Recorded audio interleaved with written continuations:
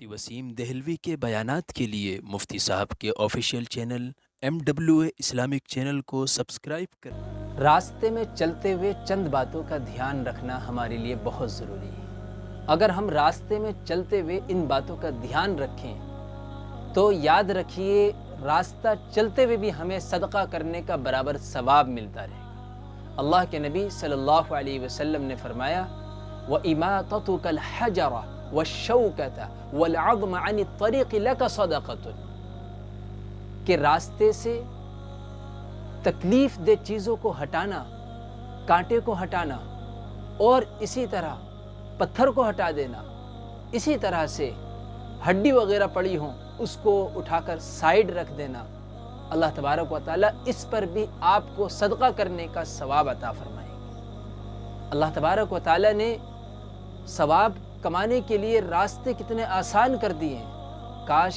हम उन रास्तों पर चलने वाले बने। हम अपने सेविंग अकाउंट में नेकियों का इजाफा करने वाले बने। बहुत आसान है नेकियों का कमाना, बहुत आसान है सवाब का ज़ख़ीरा करना।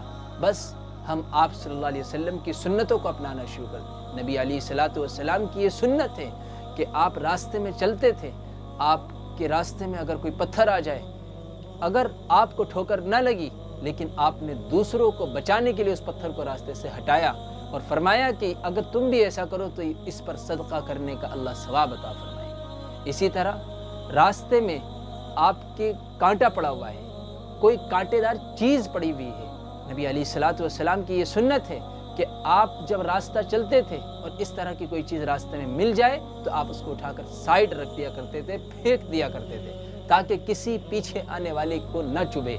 तो किसी को भी, चाहे वो कोई भी इंसान हो, किसी भी मजहब और मसलक से ताल्लुक़ रखता हो, बस वो इंसान है या इसी तरह कोई जानवर है, उसको भी तकलीफ़ से अगर हमने बचा लिया तो याद रखिए इस पर भी अल्लाह सवाब अता फरमाएंगे सदका करने का।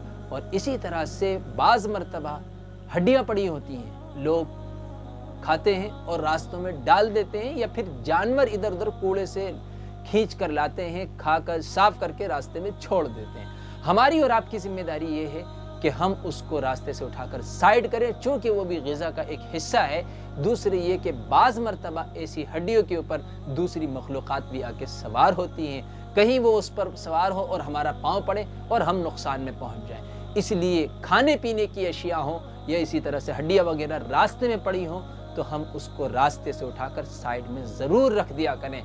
ये अमल जहाँ हमारे लिए बहुत सी आफतों, मुसीबतों और तकलीफ़ों और बीमारियों से बचने का सबब बनेगा, वहीं ये अमल हमें सदका करने का सवाब भी दिला कर जाएगा। अल्लाह तबारक व तआला हमें इन तमाम ही बातों को ज़हन में रखते हुए रास्ते पर चलने की तौफ़ीक़ अता फ़रमाए।